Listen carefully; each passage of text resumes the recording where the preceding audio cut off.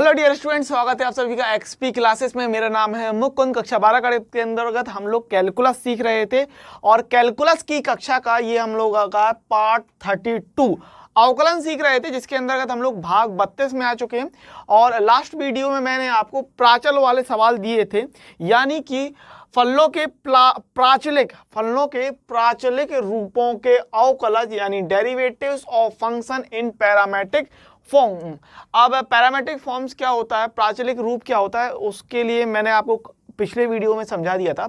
माने कि ऐसा इस तरीके से सोचिए कि x और y एक अन्य तीसरे चर t के रूप में है। मतलब x और y हमारे पास जो दो चर होते थे इक्वेशन के लिए, उसमें अब क्या किया गया है कि एक भैया तीसरा आ गया है, लव ट्राइंगल हो गया। लव ट्राइंगल में होगा क्या कि x भी t के साथ हो रहा है और y जो है वो t के फॉर्म में हो रहा है। x का एक समीकरण बनेगा और y का एक अलग समीकरण बनेगा। x का समीकरण t के रूप में, थीटा के रूप में, जिस भी रूप में होगा, या y का जो समीकरण है वो t के रूप में या थीटा के रूप में किसी एक रूप में होगा।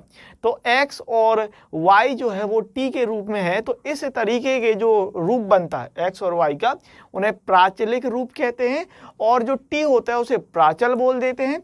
और इसको हल करने के लिए हम क्या करते हैं कि dy अपॉन dx अगर आपको निकालना होता है तो dy अपॉन dx निकालने के लिए ध्यान रखिए कि y ऊपर है x नीचे है, y ऊपर है x नीचे है। तो बेसिकली करते क्या है कि dy अपॉन dt, हम अगर जो y है वो t के रूप का है, अगर y जो समीकरण हमको दिया है वो t के रूप का दिया है, तो हम करते हैं dy अपॉन dt भागे dx अपॉन dt, ये कर देते हैं। ठीक है, dy अपॉन dt भागे dx अपॉन dt। और आपको पता है अगर कहीं भाग लगा है तो भाग लगे होने की स्थिति में क्या करते हैं कि गुणा लगाते हैं और चीज़ों को पलट देते हैं, यानी कि dt बटे dx कर देते हैं।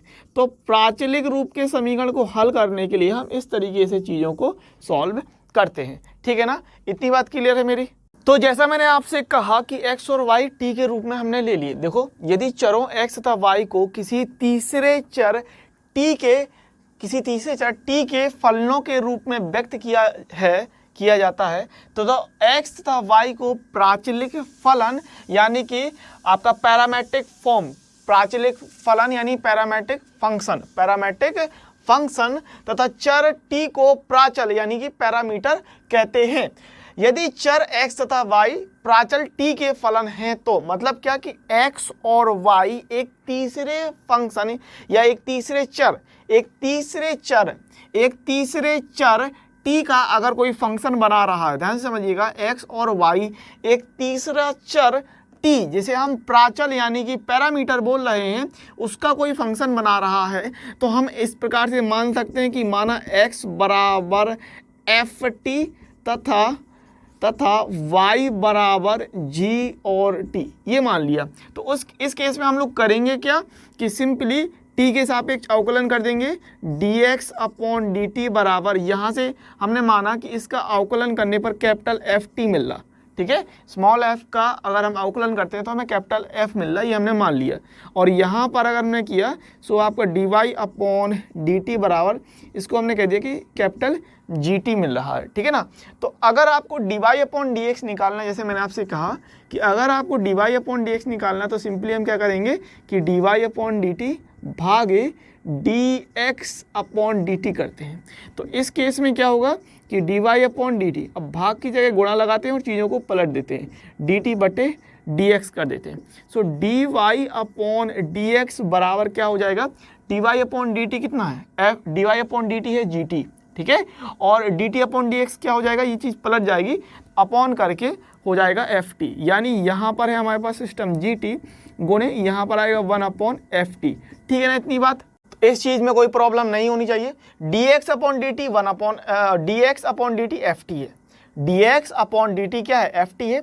dx अपॉन dt अगर ft है तो हमको अगर ये कहें dx अपॉन dt ft है, तो हम अगर ये कहें कि dt अपॉन dx है ना, dt अपॉन dx के लिए क्या हो जाएगा, ये चीज़ पलट जाएगी। इतनी बात क्लियर होगी आपको। अगर हम यहाँ से dt अपॉन dx की वैल्यू निकालते हैं तो इसके नीचे हम 1 लगा सकते हैं और 1 अपॉन ft बोल देंगे। ठीक है, तो dt अपॉन dx हो जाएगा 1 अपॉन ft, यानी यहाँ से हम बोल रहे हैं कि dy अपॉन dx आपको अगर निकालना है तो सिंपली आप कह सकते हैं कि gt अपॉन ft टी। इतनी बात क्लियर हो गई। इसका मतलब आप क्या समझे कि अगर आपको dy/dx निकालना है, यदि आपको dy/dx ज्ञात करना है, तो सिंपली आप यह ध्यान रखेंगे कि भैया मेरे y वाला सिस्टम ऊपर रहेगा और x वाला सिस्टम नीचे। ध्यान रहेगा आपको सिंपली कि y वाला सिस्टम ऊपर रहेगा और x वाला सिस्टम नीचे रहेगा। अब लास्ट वीडियो में हमने आपको 5 क्वेश्चन दिए थे होमवर्क को करने के लिए, आप उन्होंने लगा लिए होंगे आप लोगों ने, ठीक है। तो उन 5 क्वेश्चनों पर हम लोग बढ़िया तरीके से चर्चा करने वाले हैं। देखते हैं कि किस तरीके से उन सवालों को हम लोग सॉल्व करेंगे, ठीक है ना। तो पहला सवाल आप ये देख सकते हैं, x बराबर दे दिया हमको a cos थीटा और y बराबर दे दिया हमको a sin थीटा।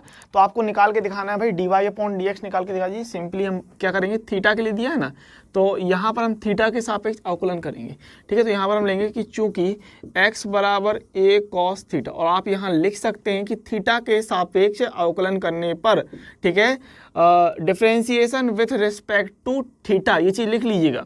और यहाँ पर हम कर रहे हैं कि d/d थीटा x बराबर d/d theta and a cos theta. तो ये कितना हो रहा है भैया, ये हो रहा है dx/d थीटा बराबर a बाहर रहेगा and d/d theta cos theta. और आपको पता है कि dx/d थीटा, और अगर हम cos का करेंगे अवकलन तो हमें मिलेगा माइनस का sin थीटा। तो यहाँ से हम कह सकते हैं भाई dx/d थीटा बराबर माइनस a sin थीटा। ये हो जाएगा समीकरण नंबर 1 सिंपली।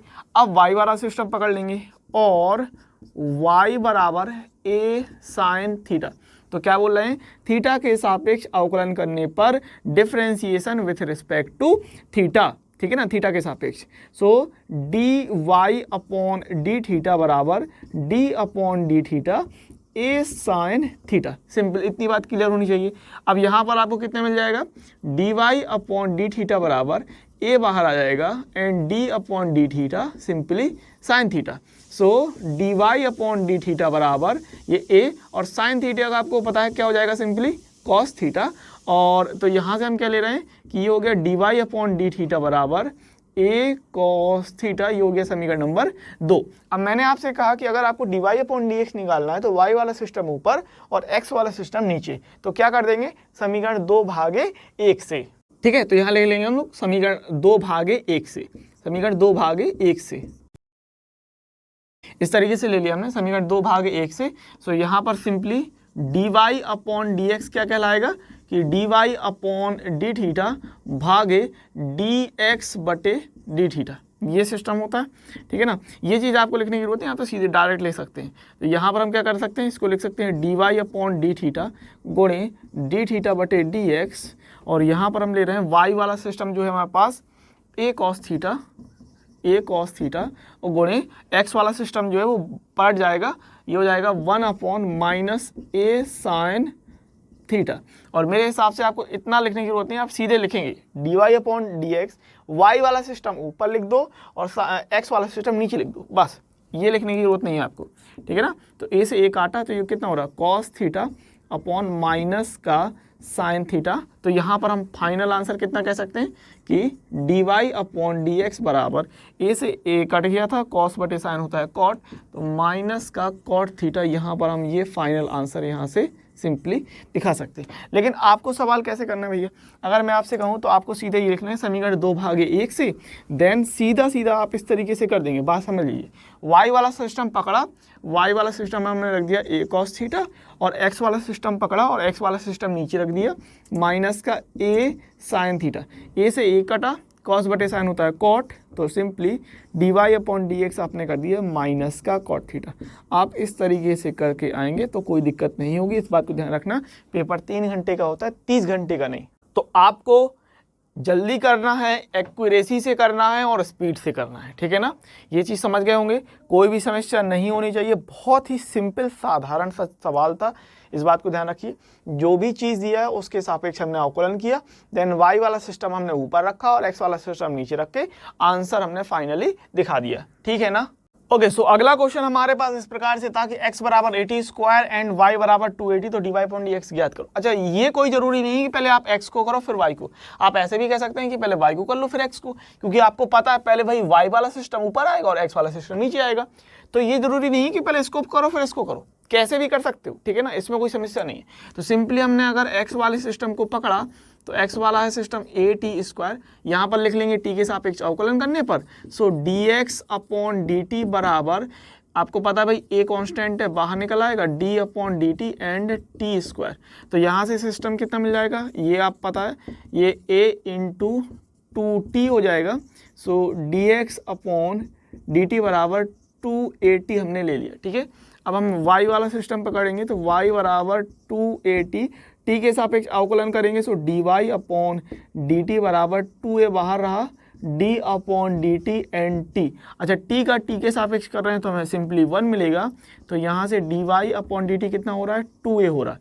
ये हो गया हमारा समीकरण नंबर 1, ये हो गया समीकरण नंबर 2। अब इसको समीकरण में जरूर लिख दिया करिए कि समीकरण 2/1 से। इतनी बात क्लियर है। समीकरण 2/1 करेंगे और आप कह रहे हैं भाई सिंपली dy अपॉन dx बराबर y वाला सिस्टम आपको ऊपर रखना है। y वाला सिस्टम कितना था, 2a, और x वाला सिस्टम आप देख रहे थे 2at आया था। तो सिंपली 2a से 2a काट रहे हैं, तो यहाँ पर आपको dy अपॉन dx बराबर 1 अपॉन t मिलने वाला है, 1 अपॉन सिंपली t मिलने वाला है, इसमें कोई प्रॉब्लम नहीं। देन इसमें यहाँ पर आपको dy अपॉन dx का होल स्क्वायर पूछ रहा था, तो यहाँ से हम dy अपॉन dx का होल स्क्वायर और निकाल देंगे, जो कि हो जाएगा 1 अपॉन t का होल स्क्वायर। यानी यहाँ से हम कह सकते हैं कि भाई dy अपॉन dx का होल स्क्वायर हो गया सिंपली 1 अपॉन t स्क्वायर। कोई भी समस्या नहीं होनी चाहिए इस चीज़ में, ये आंसर हो जाएगा। क्लियर बात इतना है ना, समझ गए, कोई भी समस्या नहीं है, ठीक है। अगला क्वेश्चन बहुत ही अच्छा है और इम्पोर्टेंट, ध्यान रखिए। x बराबर theta plus sine theta and y बराबर a 1 minus cos theta, a theta plus sine theta and y बराबर a 1 माइनस कॉस थीटा। तो हमको dy अपॉन dx निकालने के लिए सिंपली कह रहा है, ठीक है। सो पहले वाले को पकड़ लिया हमने और यहाँ पर हम कह रहे हैं x बराबर a theta plus sine theta. अवकलन कर देंगे x के थीटा के सापेक्ष, x जो है वो थीटा में है तो किसके सापेक्ष कर देंगे भैया, सिंपली थीटा के सापेक्ष अवकलन करेंगे। तो a बाहर रहेगा, इसको इस प्रकार से लिख लो, d upon D theta and a theta plus sine theta, ठीक है ना। तो आपको पता है कितना निकलेगा, a बाहर आएगा एंड अगर हम बात करें a बाहर रहेगा और थीटा का हो जाएगा 1, थीटा का क्या हो जाएगा 1, और साइन थीटा का कितना हो जाएगा कॉस थीटा। कोई दिक्कत नहीं है ना इसमें, dx अपॉन डी थीटा, समीकरण 1 मिल जाएगा हमको, समझ रहे ना। a अचर पद है, बाहर निकल जाएगा, सिंपल बात है। थीटा के सापेक्ष कितना हो जाएगा 1, जैसा x के सापेक्ष कितना हो जाता है 1 हो जाता है ना। अगर हम बात करें d upon D x x है तो कितना होगा 1, और d अपॉन डी टी है, t के साथ लिए करेंगे तो कितना निकलेगा 1। उसी प्रकार d अपॉन डी थीटा है तो कितना हो जाएगा थीटा के लिए 1। इतना तो तुम लोग समझते हो यार, है ना। साइन थीटा का अवकलन कॉस थीटा होता है, ध्यान रखिए। अब y वाला सिस्टम पकड़ लीजिए। सो y बराबर हमको दे दिया a and 1 minus cos theta. बस सिंपली थीटा के सापेक्ष अवकलन करने पर differentiation with respect to theta, so dy upon D theta, ठीक है ना। इसीलिए कर रहे हैं थीटा के सापेक्ष क्योंकि जो x है वो थीटा में है, जो y है वो थीटा में है। ध्यान रखिए इस बात को, क्यों कर रहे हैं, क्योंकि जो फंक्शन है वो हमें थीटा के रूप में दिया है, ठीक है ना। इस बात में कोई दिक्कत नहीं। सो यहाँ पर सिंपली हमें क्या मिल जाएगा, dy अपॉन डी थीटा बराबर a का तो बाहर आ जाएगा, a बाहर निकाल लिया, ठीक है, एंड 1 का हो जाएगा 0, ये माइनस लगा है, और कॉस थीटा का आपको पता है क्या होता है, माइनस का साइन थीटा होता है। तो माइनस माइनस प्लस हो जाएगा और dy अपॉन डी थीटा हमको यहाँ से मिल जाएगा a साइन थीटा, मिल जाएगा कि नहीं, ठीक है। इतनी बात। तो अगर हमको dy अपॉन dx निकालना है तो यहाँ पर हम कह देंगे कि समीकरण 2/1 से, सिंपली इसमें कोई समस्या नहीं होनी चाहिए।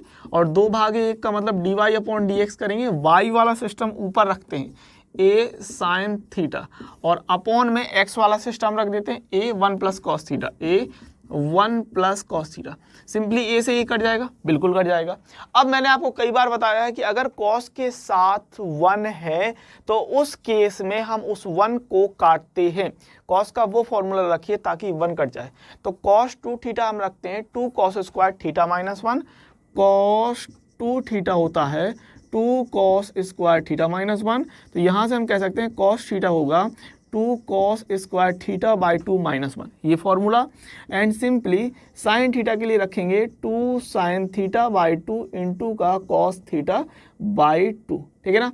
इतनी बात क्लियर होनी चाहिए आपको। और यहाँ पर हम ये चीज़ रिप्लेस करने वाले हैं, ए से हमने भैया ए काट दिया, साइन थीटा हो जाएगा 2 sign theta by 2 into cos theta by 2 upon 1 के लिए यहाँ पर हम कॉस की वैल्यू ये रखेंगे ताकि 1 कट सके, तो 2 कॉस स्क्वायर थीटा माइनस 1।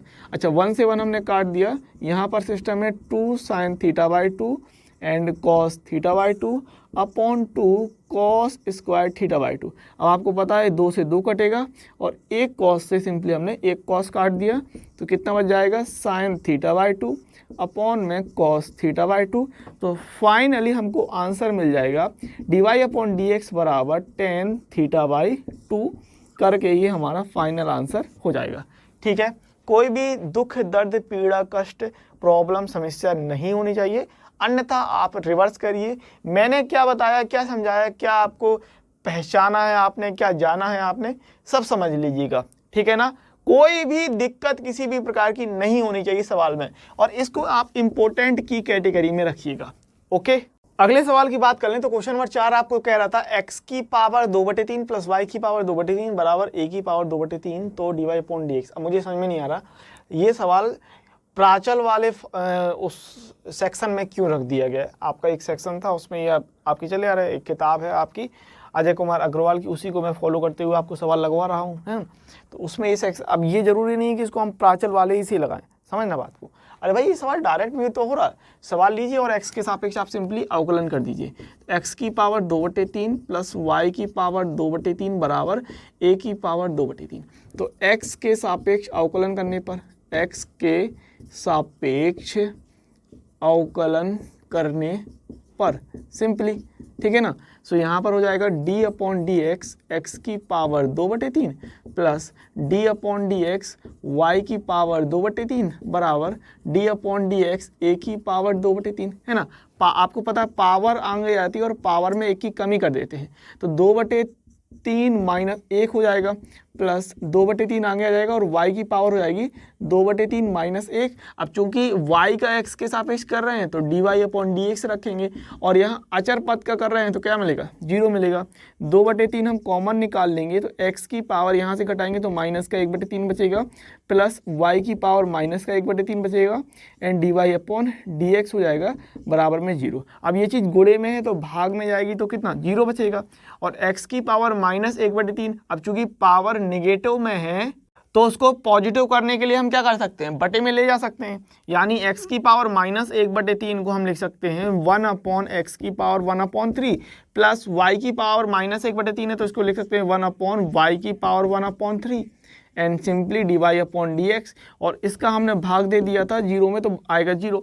अब ये प्लस की चीज़ उस तरफ जाएगी तो माइनस की हो जाएगी, तो ये है 1 अपॉन वाई की power 1/3 and D Y upon D X बराबर माइनस का 1 अपॉन एक्स की पावर 1/3। अब ये चीज़ कहाँ पर है, ये बटे में है। अब ये बटे में है तो कैंची गुणा करेंगे तो ये चीज़ ऊपर पहुँच जाएगी, तो D Y upon D X बराबर कितना हो जाएगा सिस्टम, ये चीज़ ऊपर पहुँचेगी तो माइनस वाई की पावर 1/3 बटे एक्स की पावर 1/3 करके ये आपका सिस्टम हो जाएगा।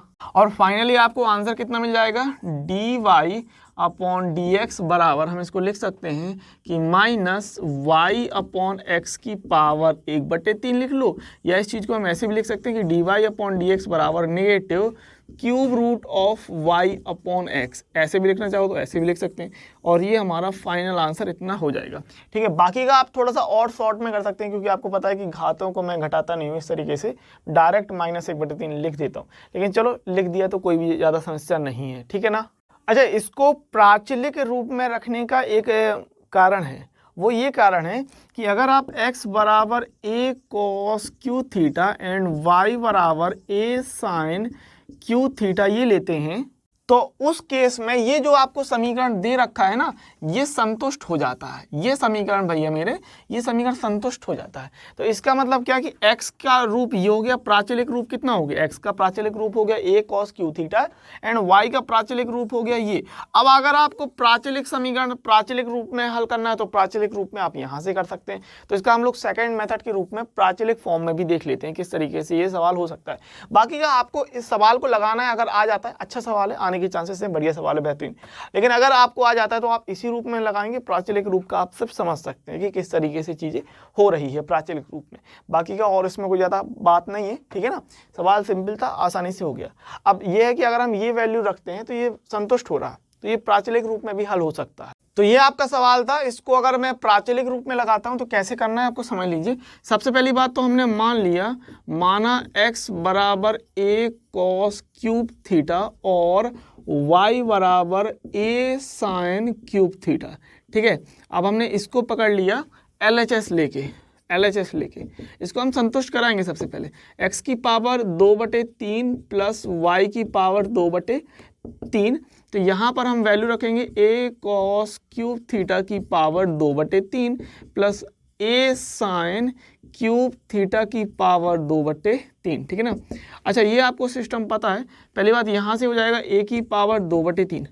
अब ये सिस्टम आप जानते हैं, समझना मेरी बात, कि ये तो हो गया a की पावर 2/3, इसको अलग कर लिया। अब cos क्यूब थीटा और इसकी भी पावर 2/3 होगा। अब आपको पता है कि ये क्यूब है, ये बाहर टोटल निकल सकता है, यानी इसको हम कैसे कर सकते हैं, a की पावर 2/3, इसको हम ऐसे लिख सकते हैं कि cos थीटा का होल क्यूब, इस तरीके से, और पावर है 2/3, तो सिंपली हम 3 से 3 काट देंगे तो यहाँ कितना बचेगा, cos थीटा की स्क्वायर बचेगा ना, ये cos थीटा स्क्वायर, यानी बेसिकली क्या हो रहा है, cos स्क्वायर थीटा, तो बचेगा कितना, a की पावर 2/3 और cos स्क्वायर थीटा। ये समझ रहे हैं, ये 3 से ये सिंपली 3 कट जाएगा, तो यहाँ पर कितना हो जाएगा, cos स्क्वायर थीटा, और यहाँ पर भी अगर हम लेंगे a की पावर 2/3 तो ये हो जाएगा सिंपली साइन स्क्वायर थीटा। अब सिंपली आप यहाँ से a की पावर 2/3 कॉमन निकाल लेंगे और अंदर हमारे पास सिस्टम ये cos square theta plus sine square theta बन जाएगा, जो कि होता है 1। तो सिंपली यहाँ से हम a की पावर 2/3 RHS करके दिखा रहे हैं। तो यहाँ से हम ये कह रहे हैं कि x बराबर a cos थीटा और y बराबर a sine cube theta, a cos cube theta और y बराबर a साइन क्यूब थीटा समीकरण के लिए प्राचलिक रूप को संतुष्ट करते हैं। क्या लिख सकते हैं कि x बराबर a cos क्यूब थीटा और y बराबर a साइन क्यूब थीटा दिए हुए समीकरण को प्राचलिक रूप में संतुष्ट करते हैं।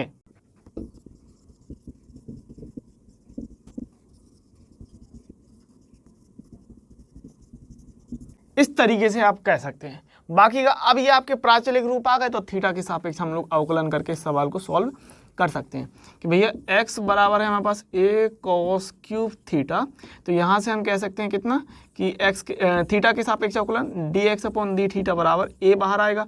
अब देखो डायरेक्ट कर रहे हैं यहाँ पर, अब ये मैं थोड़ा सा इसको बहुत लेंदी कर रहा हूँ, बाकी का इससे पहले वाला फर्स्ट मेथड आपके लिए सही था, है ना। इसको आप डायरेक्ट सॉल्व कर सकते हैं, कैसे कि पहले पावर सॉल्व होती है, पावर आ जाती है और पावर में एक ही कमी करते हैं, तो cos क्यूब थीटा कितना 3 cos स्क्वायर थीटा होगा, एंड cos थीटा का फिर से अवकलन करेंगे तो कितना निकलेगा माइनस का साइन थीटा। इसमें कोई समस्या नहीं होनी चाहिए। इतनी बात आपको क्लियर होनी चाहिए कि आपको अवकलन इस चीज का बनता है, a बाहर आएगा, cos क्यूब थीटा के लिए घात आगे आ जाएगी और घात में एक की कमी कर देंगे, देन cos थीटा का हम लोग फिर से अवकलन कर देंगे, तो यहाँ से dx अपॉन डी थीटा करके माइनस का 3a साइन थीटा इंटू का cos स्क्वायर थीटा मिल जाएगा, ठीक है ना। ये हो गया dx बटे डी थीटा करके समीकरण नंबर 1, कोई दिक्कत नहीं होनी चाहिए। देन y वाला सिस्टम पकड़ेंगे और हम यहाँ पर कह रहे हैं और y बराबर a साइन क्यूब थीटा। अब यहाँ पर अगर हमने थीटा के सापेक्ष अवकलन किया तो dy अपॉन डी थीटा बराबर a, यहाँ पर आपको पता है क्या करते हैं, पावर आगे जाती है और पावर में एक ही कमी, यानी 3 साइन स्क्वायर थीटा, इसका अवकलन dy upon D theta, theta के सापेक्ष इसका अवकलन करेंगे तो क्या a बाहर, साइन क्यूब थीटा का 3 साइन स्क्वायर थीटा और साइन थीटा का फिर से करेंगे तो cos थीटा, तो यहाँ से हम क्या लिख सकते हैं 3a, ये हो जाएगा भैया sine square theta into cos theta करके समीकरण नंबर 2। अब आपको पता है हमें dy अपॉन dx निकालना है, तो सिस्टम क्या करते हैं कि y वाला ऊपर और x वाला नीचे, तो समीकरण 1/2 से, समीकरण 2/1 से, समीकरण 2/1 से कर रहे हैं, तो यहाँ पर हम लेंगे कि dy अपॉन dx बराबर y वाला सिस्टम ऊपर 3a sine square theta into cos theta और x वाला सिस्टम नीचे माइनस का 3a sine theta into cos square theta. तो क्या क्या कैंसिल हो रहा है देख लो, 3 से 3 गया, a से a गया, एक साइन थीटा से एक साइन थीटा जाएगा और एक कॉस थीटा से एक कॉस थीटा जाएगा, तो बचा क्या, एक साइन बचा, एक कॉस बचा, सिंपल, और माइनस बचा। तो यहाँ पर आपका कितना बच रहा है, निकल के आ रहा है, ये एक साइन थीटा बच रहा है और निगेटिव में एक आपका कॉस थीटा यहाँ पर बच रहा है। तो सिंपली हमको dy/dx के लिए माइनस का tan थीटा निकल रहा है। तो अब ये आपका सिस्टम बन गया dy/dx बराबर माइनस का tan थीटा। लेकिन अगर आपको इसको x और y के रूप में कन्वर्ट करना होगा तो उस केस में हम sin थीटा और cos थीटा की वैल्यू रखेंगे। अब sin थीटा और cos थीटा की भैया वैल्यू कहाँ से रख सकते हैं? वो वैल्यू आप यहाँ से रख सकते हो। अगर हम बात करें sin थीटा का मान कितना आएगा, तो ये y/a आएगा और ये जो घन है ये इस तरफ आएगा घनमूल, क्यूब रूट हो जाएगा, और ये a नीचे जाएगा और इसका क्यूब रूट हो जाएगा। तो वही मैं कह रहा हूँ, तो ये सवाल बहुत ही सेकंड प्राचलिक रूप में तो बहुत ज़्यादा ऐसे ही सवाल है, इस पे जाने की जरूरत नहीं है। लेकिन मैं समझा देता हूँ कैसे, कि यहाँ पर sin थीटा बटे cos थीटा था ना, इसको tan थीटा मत करो, ठीक है ना। तो आपके पास था क्या, x बराबर a cos क्यूब थीटा। तो यहाँ से सिंपली cos थीटा की वैल्यू कितनी आएगी, x/a होगा, और ये पावर कितनी है, 3 है। तो पावर जब इस तरफ आएगी तो पावर कितनी हो जाएगी, 1/3। और हमारे पास चूंकि y बराबर था a sin क्यूब थीटा, तो यहाँ से sin थीटा की वैल्यू निकाल लूँ। तो sin थीटा कितना हो जाएगा, y/a की पावर 1/3। इतनी बात समझ गए आप। इसको चाहो तो ऐसे लिखना चाहो तो माइनस का tan थीटा यहाँ लिख सकते हो, ठीक है ना, कोई दिक्कत नहीं है। ठीक, अब यहाँ पर sin थीटा और cos थीटा की वैल्यू रख देते हैं। तो यहाँ पर आपको dy/dx करके sin थीटा की वैल्यू कितनी, y/a की पावर 1/3, और यहाँ पर ये sin थीटा की वैल्यू एंड cos थीटा की वैल्यू कितनी, x/a की पावर 1/3, ठीक है। और ध्यान रखना निगेटिव यहाँ था, माइनस था, ठीक है ना। सो माइनस चल रहा था, इस बात को ध्यान रखिएगा। dy/dx बराबर, अब इसको हम इकट्ठा करके पलट सकते हैं, यानी कि बाहर माइनस रहा, इसको आप लिख लीजिए y/a गुणे ये a/x हो जाएगा, और पावर कितनी रहेगी, 1/3। तो फाइनली हम क्या कह सकते हैं कि भाई dy/dx बराबर माइनस y/x की पावर 1/3 कह दीजिए, या आप कह सकते हैं माइनस का क्यूब रूट ऑफ y/x। तो आप ऐसे कह सकते हैं। अब भैया आप कहेंगे कि सर ये प्राचलिक रूप में लगाने की क्या ज़रूरत थी, अगर वो चीज़ आपकी सिंपल सरल थी। तो मैंने सिर्फ इन्फॉर्मेशन जानकारी के लिए आपको ये सवाल लगवा दिया है, और कुछ नहीं। देख लीजिए, समझ लीजिए, बाकी का इसको नोट करने की, अगर आपको नोट करना है तो नोट कर लीजिएगा, नहीं तो सिर्फ मैंने समझाने के लिए आपको बता दिया, ठीक है ना। अब 5वां सवाल देखते हैं, अगले क्वेश्चन की बात कर लेते हैं। ये भी बेहतरीन सवाल है, अच्छा सवाल है। x बराबर a sec cube theta and y बराबर a tan क्यूब थीटा, तो थीटा बराबर π/3 पर dy/dx ज्ञात करने के लिए कह रहा है। सबसे पहले हम लोग dy/dx निकालेंगे, फिर थीटा बराबर π/3 पर सोचेंगे। पहले तो हम x की बात कर लेते हैं। आपको दे दिया x बराबर इतना, तो x बराबर a sec क्यूब थीटा, यहाँ से सिंपली हम थीटा के सापेक्ष अवकलन करने पर dx/d थीटा निकालेंगे, और इसको करते हैं, ठीक है ना। आप इसको डायरेक्ट कर सकते हैं simply, a sec cube theta में क्या पावर वाला सिस्टम रहेगा, ठीक है ना। अब अवकलन हम लोग डायरेक्ट कर लें। अब यार पार्ट 32 चल रहा है, अभी भी अगर आप डायरेक्ट नहीं कर पा रहे हैं अवकलन तो दिक्कत है बात, ठीक है ना। अवकलन हम लोग डायरेक्ट कर सकते हैं, कैसे, a बाहर आएगा, sec क्यूब थीटा, इसको कैसे करने वाले हैं, पावर के रूप में। पहले पावर आगे आएगी और पावर में 1 की कमी करेंगे तो 3 आगे आएगा, और 1 की कमी करने पर स्क्वायर हो जाएगा। फिर sec थीटा का फिर से अवकलन करने पर क्या निकलेगा, sec theta into tan theta. sec theta का अवकलन फिर से करेंगे तो sec theta into tan theta, तो ये कितना बनेगा, 3 ले लेंगे, 3a sec स्क्वायर sec करके हम sec क्यूब थीटा कर सकते हैं, इंटू का tan थीटा कर लेंगे। सो ये सिंपली dx/d थीटा हो गया, समीकरण नंबर 1 ले लिया। देन y को पकड़ लेंगे, और हमारे पास सिस्टम है y बराबर a tan क्यूब थीटा। अब यहाँ पर सिंपली थीटा के सापेक्ष अवकलन कीजिए, dy/d थीटा बराबर a, और tan क्यूब थीटा के लिए कितना बनेगा, 3 tan स्क्वायर थीटा, और tan थीटा का अवकलन करेंगे तो हमें निकल के आएगा sec स्क्वायर थीटा। बात समझ रहे होंगे मेरी इतनी, ठीक है ना। a बाहर रहेगा, tan क्यूब थीटा में पहले पावर आगे आएगी भैया, मेरे पावर आगे आ जाएगी तो 3 हो गया, एंड पावर में 1 की कमी करेंगे तो tan स्क्वायर थीटा हो जाएगा। देन tan थीटा का अवकलन sec स्क्वायर थीटा। सिंपल बात है इतनी, इतना अवकलन तो आप समझते हैं ना कि किस तरीके से चीज़ें जाती हैं। अरे भाई आप इतने आगे तक आ गए हो तो फिर आप अवकलन में कोई प्रॉब्लम नहीं होनी चाहिए ना। 3a और ये हो जाएगा sec square theta into tan square theta, and समीकरण नंबर ये 2 हो जाएगा। अब आपको पता है हमको dy/dx निकालना है, तो हम लोग समीकरण 2 भागे 1 कर देंगे, ठीक है ना। तो यहां से हमें कितना मिल जाएगा भैया मेरे, कि dy/dx बराबर, अब आपको पता है हम लोग y का सिस्टम ऊपर रखते हैं, तो 3a sec square theta into का tan स्क्वायर थीटा। अपॉन में ये x वाला सिस्टम ले लेंगे 3a sec cube theta into का tan थीटा। क्या क्या कैंसिल आउट होगा आप देख पाएंगे, 3 से 3 जाएगा, a से a जाएगा, सेक स्क्वायर थीटा से हम काटेंगे तो यहाँ एक सेक थीटा बचेगा, और tan थीटा से हम काटेंगे तो यहाँ एक tan थीटा बच जाएगा। ठीक है ना। तो सिंपली अगर मैं बात करूँ तो यहाँ से आप ले रहे हैं कि dy अपॉन dx बराबर ये निकल के आएगा, यहाँ देखो यहाँ एक tan थीटा बचा था और यहाँ एक सेक थीटा बचा था, यानी कि हम कह रहे हैं कि tan theta upon sec theta. कोई प्रॉब्लम नहीं होनी चाहिए। tan थीटा को साइन कॉस में बदलेंगे तो साइन थीटा बटे कॉस थीटा, एंड सेक को बदलेंगे तो 1 अपॉन कॉस थीटा। अब आपको पता है ये सिस्टम क्या होता है, ये सिस्टम हमारा प्यारे पलट जाता है ना, कॉस थीटा अपॉन 1। तो सिंपली कॉस थीटा से हमने काटा तो dy अपॉन dx बराबर कितना हो जाएगा, सिंपली साइन थीटा। अब आपको आंसर निकालना है थीटा बराबर π/3 पर, तो dy अपॉन dx हम कह रहे हैं थीटा बराबर π/3 पर, तो यहाँ पर होता है साइन एंड थीटा की जगह π/3। अब π/3 क्या होता है प्यारो, 60 डिग्री, और साइन 60 का मान कितना होता है भैया मेरे, √3/2। तो कोई दिक्कत, कोई समस्या, दुख दर्द पीड़ा आत्मा को दुख परेशानी समस्या प्रॉब्लम किसी भी तरीके की नहीं होनी चाहिए, इस बात को समझ लो। ये आपका फाइनल तौर पे 5 सवाल जो मैंने आपको दिए थे, बेहतरीन तरीके से ये पांचों के पांचों सवाल आपने लगा लिए और कोई भी दिक्कत किसी भी प्रकार की आपको नहीं होनी चाहिए। समझ गए बात।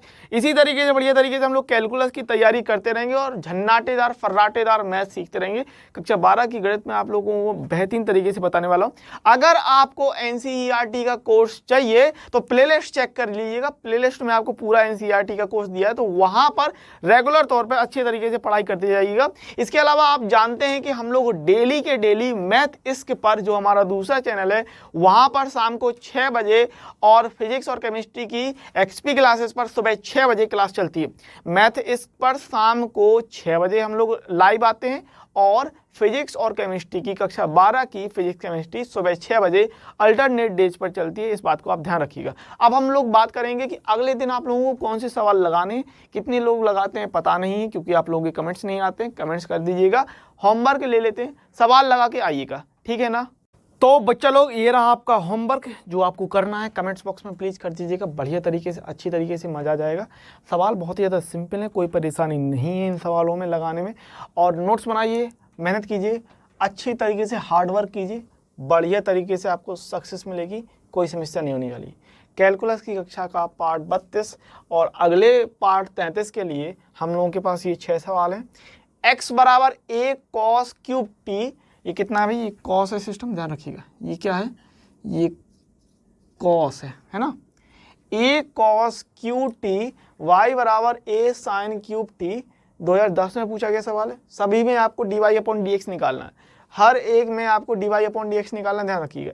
x बराबर a cos cube t and y बराबर a sin क्यूब t, ठीक है ना। इसका dy अपॉन dx निकालिए। x बराबर a t minus sine t and y बराबर a 1 माइनस कॉस t। 2005 और 18 में पूछा गया सवाल है, dy अपॉन dx ज्ञात करना है यहाँ पर भी। अगला है x बराबर sine t plus log t and y बराबर कॉस t प्लस e की पावर t। यहाँ पर भी सिंपली आप dy अपॉन dx ज्ञात कर देंगे। 2011 में पूछा गया सवाल है। अगला सवाल आपसे कह रहा है x बराबर 3at upon 1 plus T cube तथा y बराबर 3at square upon 1 plus T cube. Simply यहाँ पर dy अपॉन dx निकाल लीजिएगा। अगला सवाल है x बराबर a t plus sign t तथा y बराबर a 1 माइनस कॉस t। तो t बराबर π/2 पर dy अपॉन dx याद करिए। 2004 में पूछा गया सवाल है। जैसे अभी हमने t बराबर किस पर, थीटा बराबर π/3 पर निकाला था ना, आई थिंक जो हमारा एक क्वेश्चन था, थीटा बराबर π/3 या t बराबर π/3 कुछ था, मुझे ध्यान है, तो वहां पर आप देख लीजिएगा। इसी तरीके से सिंपल सवाल ये भी बन जाएंगे। कमेंट्स बॉक्स में कमेंट्स कर दीजिएगा, ठीक है ना। और लास्ट आपको ये सवाल लगा के दिखाना है, x बराबर tan इनवर्स t तथा y बराबर t साइन 2t। 2015 में पूछा गया सवाल है, बढ़िया तरीके से इसको भी लगा लीजिएगा। आंसर आपको कमेंट्स बॉक्स में करना है। तो प्यारो, इस तरीके से ये आपके 6 सवाल हो जाएंगे। दो पार्ट में ये आपका प्राचलिक वाला जो मैटर था, दो पार्ट में आपका अनंत श्रेणी वाला हो गया था, दो पार्ट में आपका ये प्राचलिक वाला हो गया। इसी तरीके से हम लोग आगे बढ़ते रहेंगे, कैलकुलस अच्छे से सीखते रहेंगे। कक्षा 12 की गणित एकदम मजामत तौर से, चमाचम तौर से, झापड़ एकदम फटाफट तौर पे जो कहना आपको, जो कहना जो उचित लगे वो कह दीजिए, लेकिन अच्छे तरीके से हम लोग सीखते जाएंगे। तो मिलेंगे अगले वीडियो में, तब तक के लिए पढ़ते रहिए, खुश रहिए, आगे बढ़ते रहिए।